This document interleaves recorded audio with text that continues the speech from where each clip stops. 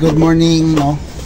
Sobrang sakit ng katawan ko kagahapon. Dapat kagahapon po to ipapadala, no. So, welcome back to Lucky Star Loop TV. So, everyday, yung routine ko ayun, pagka umaga bago ko sila pakawalan.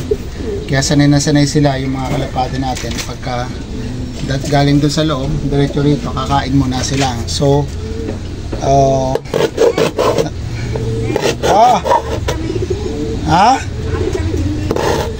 sandali lang. So, anong purpose guys ng ginagawa ko? Yung iba kasi hindi maintindihan yan o binabaliwala yung mga ganyang bagay. Pero malaking question mark yan, no? At napakaganda na talagang i-exercise nyo sa mga alaga niyan, yung mga ganyang routine, no? So, anong benepisyo niyan, no? Ng ganyang diskarte. So, pag yung bird ng kalapati ninyo, so, pan po yan, lalong-lalo na kapag bago pa lang sila lumilipad, talaga pong mapupusok yan. Pag-aspas na po yan, nalaman na nilang lumipad, eh sila po ay nasasarapan, no? So, ang tendency, minsan lumalayo, bukod doon, sila po ay nakakasabay sa ibang mga kalapati. So, napapasarap sila. Eh, kapag pinakawalan nyo po sila ng gutom o walang laman yung kanilang tiyan, no? Maaari pong pag bumabapod sila doon sa ibang loop, dahil nga gutom sila, nakakita sila ng pagkain, eh, maaaring makapumasok po sila. Pero pagkabusog sila o may laman yung kanilang bituka, no? Bahala po kayo kung ano yung papakain ninyo. Eh, maaaring makauwi pa sila sa inyo, no? Nabubulol, no? Kasi nga hindi po nila papansinin yung patuka o tubig na binibigay. Kasi nga tawag nito, meron pong laman yung bituka nila, no? So, kadalasan, ang lagi po kasing napapractice, pakakawalan po sila, no? Na bago pagbalik, bago kakain, bago papasok. So, okay po yan. Wala po akong masasabi dyan. Pero po kasi kapag ang kalapati ninyo hindi pa wasto ang gulang, although kahit na nga matatanda na, no? Basta namamares, eh, ganyan po yung nagiging senaryo. Nakukuha po sila. So, tinatawag po nating overplay yan, no? Para sa mga newbie, overplay po. Pero kadalasan sa atin po ang nagiging problema. So, ito lang yung may bibigay ko sa inyong tip, no? So, nasa na ba yung kalapati na kukuhanin, no? So, halika rito. So, paano ba to? Wala akong stick, ha? So, kukuha ko stick. So, ganun lang guys, no? Yun lang ang isang may bibigay ko sa inyong tip. Kasi nga, napakaganda na yung mga kalapati ninyo, yung mga painakay ninyo, mailaro nyo, no? Ito ko lang pala. Para tawag nito, masubukan nyo talaga yung kalidad ng inyong kalapati. Of course, yung time frame. Yung time frame ng inyong mga kalapati. Ibig ko sabihin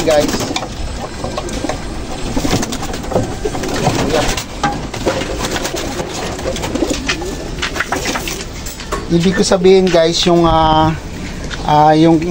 kalapati ninyo, masubukan ninyo, no, kung lalayo ba o hindi. Kasi sayang yung paghihintay ninyo, no? I-overfly, mag-overfly, no? So, ito po yung kinuwang ibon sa akin, no? So, ayan. So, isa po sa materialis ko to na kinukan ko sa akin loop, no? Tawag na to yung mini-maintain sa akin loop, no? So, ayan. Ayaw po natin mapahiya sa pagbibigyan natin ito, no? Sa kumuha, no? So, ayan, no? So, kagapon ko po sana ito ipapadala. Kaso nga lang, may ginawa ako, eh, talagang hirap ako.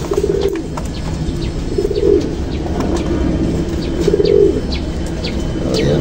Hirap pa nitong tape na to. masking tape.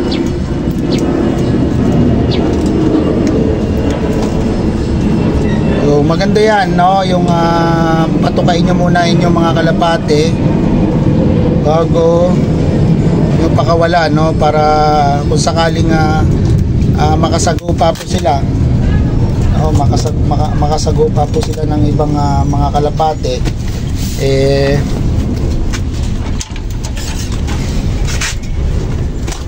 nagmamadali na yung yung lalamove, no, so mamadali rin tayo.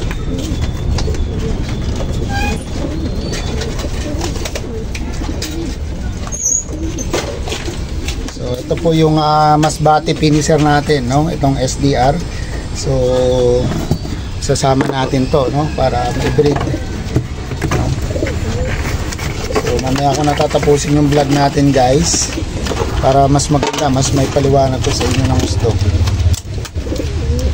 At aalis daw si na misis, no? At saka nandyan na yung pipick up nito. So,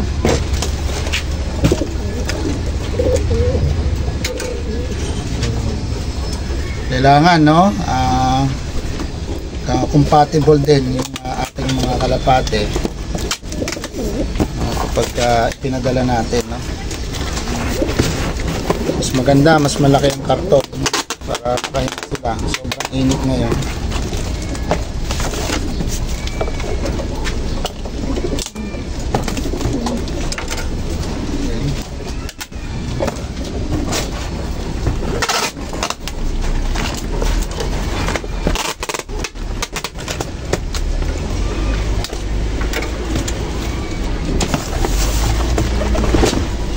So ayan, guys, nandito na yung lalamove.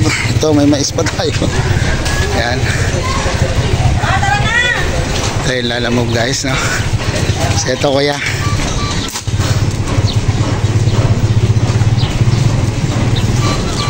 Sinabit niya pa, no? Napakabait nitong kwan. Yung iba kasi hindi, basta na lang nila inuwan dyan, eh. Yan, sasabit, no? Medyo safety. Ito na rin yung mais, no? 10 kilos.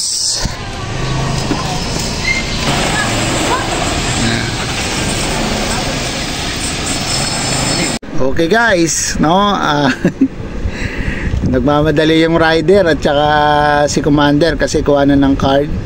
So sinamahan yung anak ko dahil sobrang init kasi tumaas yung blood pressure niya, no? So balik tayo doon, no, sa diskarte ko sa pagpapatuka. So nasa sa inyo kung gagawin nyo sa inyong loop o hindi, no? Pero sa akin, mas nakita ko na mas nakabuti, no, yung mga ganun diskarte. So ang gagawin nyo lang, guys, huwag nyo dadamihan ng patuka, no? So ang bigay nyo lang ng patuka, kung sa 1 kilo, 1/4 lang yung ibibigay ninyo, no? Tapos i-pull nyo na lang sa sa hapon, no? So ang purpose niyan, inuulit ko, so hindi naman sinasabi kong hindi mag-overfly yung ibon ninyo, pero malaki ang chance na makauwi pa yung ibon ninyo kasi nga may sila, hindi sila gutom. Kung sakali man gusto silang huliin at painan ng patoka, hindi po sila bababa, no? So mapapansin niyo yung ibang mga kalapate, pag may mga dagit kayo, kahit anong sipol ninyo, kahit anong akit ninyo para mahuli sila, so hindi kayo pinapansin kasi mga busog po yun, guys, no? Kapag busog po yung kalapate ninyo, lalo na yung mga matatalino, yung mga pangkarera, so hindi po talaga bababayan unless mananalang talagang mga ilang araw na, 3 araw na, ayun, mapapainom nyo ng tubig sa sobrang uhaw. Pero hanggat kaya nilang tiisin, no, matitiis nila. So ang klima natin dito sa Pilipinas napakahirap, kagaya ngayon summer, April 19 yata o 20 na ngayon, talagang sobrang init, guys, no? So naglinis nga ako ng naglagay nga ako ng insulation sa kisame ko. So good work naman, kaso nga lang ito sobrang sakit ng katawan ko, no? So kagahapon ko pa sana ipapaship yun yung kalapate pati yung mais, kaso nga lang hindi po, no? Hindi po kung nagawa sa sobrang busy, no? So madaling araw nagsimula na ako, no? So mabalik tayo doon sa pagpapatako. Sa yung iba kasi hindi naniniwala dyan kasi ang gusto nila yung kalapate, nakikita nila kasi tuwang-tuwa nga sila, no? Na kapag lumipad yung kalapate nila, talagang tuldok, no? Mataas ang lipad, dumadayo, no? Pagdayo, talagang matagal bumalik. So dalawa lang po yan, kasi by experience siguro within 1 hour, no? Pwede, pero pag nagdalawang oras na lumagpas doon, ibig sabihin dumapo sila o meron silang kinakainan o tinatambayan na isang lugar na kung saan mataas, pwede silang makaligo, ganon. Pero kapag may laman kasi yung butse ng inyong kalapate, pinalipad nyo, lilipad din po yan. Kaso nga lang tumatagal din po, kaso nga lang yun nga lang, kapag sila po ay nakasagaw pa, wala po silang pakialam kung ano yung ipapain sa kanila, no? So malaking 80% na makabalik pa inyong mga kalapate, no? So kung mapapansin nyo kaganina, pag bukas ko ng kulungan, baba kaagad sila, no? Tapos bigay ako ng patoka, no? So sanay po sila, pero tapos ngayon lumilipad na sila, no? So pinababayaan ko lang sila, hindi ko binubugaw, kusang lipad lang yung ginagawa nila. So pwede niyo yan i-apply sa inyong mga kalapate at makikita ninyo yung magandang resulta, no? At saka ang kagandahan pa guys, no, kapag busugin yung mga kalapate, lalong lalo na kapag young bird, hindi po sila, lalo pa pag binusog ninyo, no, tamad po yan silang lumipad, no? So ang mangyayari, masasanay sila ng mga sanay, makukuha nila yung lugar nila, no? Matatandaan nila yung lugar nila kung saan sila naroroon at yung ano. So lilipad man, tapos babalik na hanggang makabisado na nila, no? So ang maganda pa nga niyan guys, lalo na sa mga inakay, hapon po kayo magpapakawala, wag po tanghali, no? Yung iba kasi ang turo tanghali, umaga.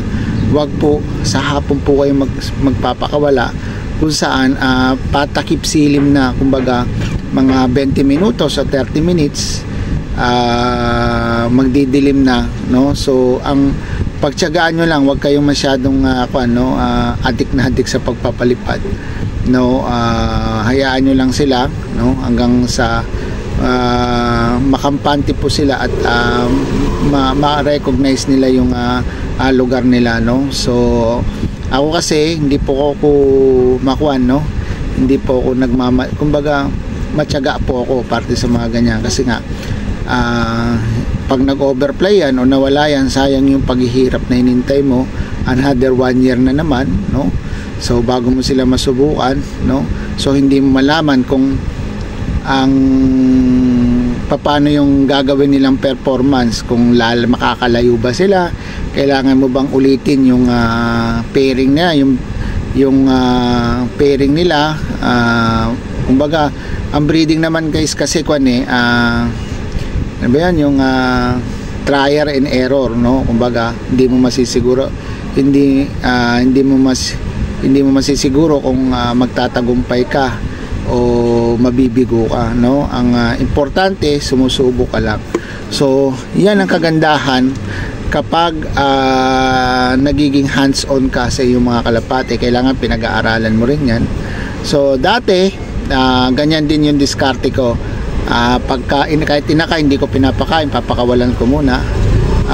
Yung overfly sa akin medyo madalas, no? Tapos sasabihin nila, yung iba sasabihin nila bobo, walang kwenta kasi nag-overfly. So ang problema, ikaw na po ang problema, kasi nga hindi mo sila binibigyan ng sistema o ng diskarte.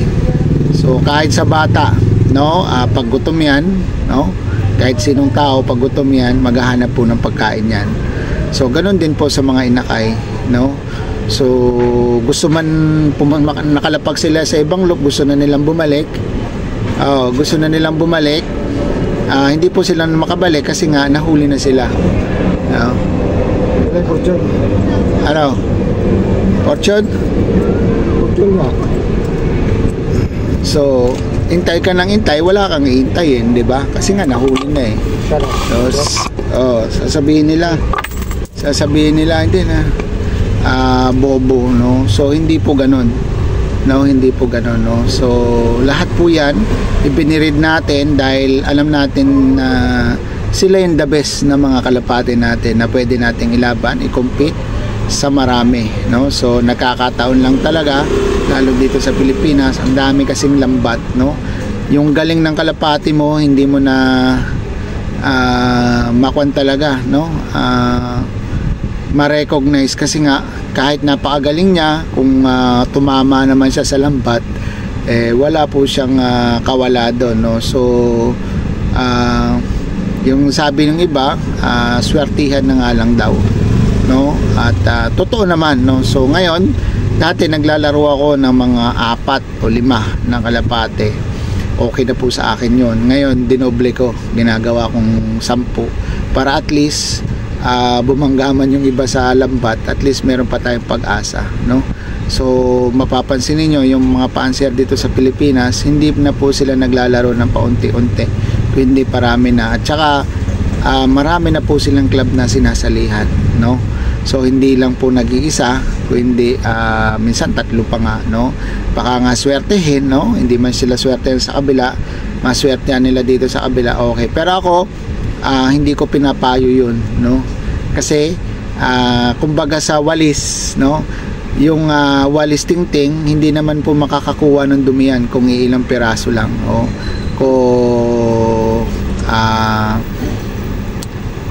mas mahina po yung isang grupo kung hiwalay-hiwalay, no? Mas maganda, mas marami kayo, mas kumbaga sa walis madali kayong makakuha, no? Ibig sabihin may kuwang kayo, malaking posibilidad nyo para manalo. Yung Stout, wala, mega ligo lang. Walang miswa po. Mega? Lima po. Hindi po, miswa. 5 po. Palsang malik, sarap po. Kaya mo ng quad? Mega? Anong muna po? Master. Kaya mo yan?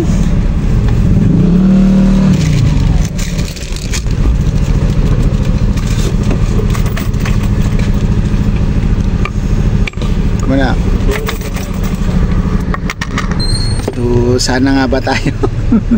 Ang sarap magkwentuhan dito, guys, no? Parte sa pagkakalapati, yung maganda nga, open forum, hindi na kasi ako makapag-live, no?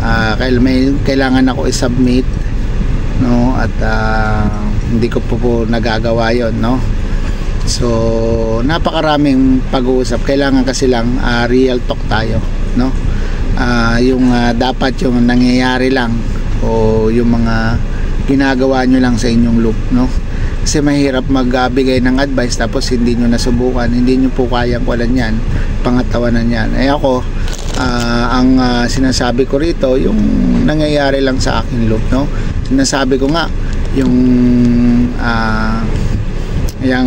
kwan na yan, yung pagpapatukan na yan. So nakuha ko rin yan sa ibang mga pansier, nabigyan ko rin ng ibang tip, nakakuha rin ako sa kanila ng tip, so in-apply ko na mas maganda pa pala yung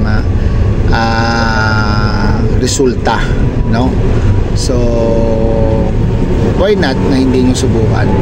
So wala namang mawawala, guys, no? So ang mas maganda, no, prevention better than cure, no? So mas maganda magpatuka ka na kaysa patukain pa ng iba. So maraming salamat at nakarating ka sa aking dulo ng video, no? Medyo sinisipag-sipag ako ngayon mag-vlog, no, guys. So medyo busy kaso nga lang hindi na tayo makatrabaho ng iba, no? So habang nandito tayo sa tindahan, maigi na makapagbigay din ako sa inyo ng tips. So comment lang, no? Magbigay kayo ng reaction ninyo, magtanong kayo, at masasagot natin yan, no guys, no?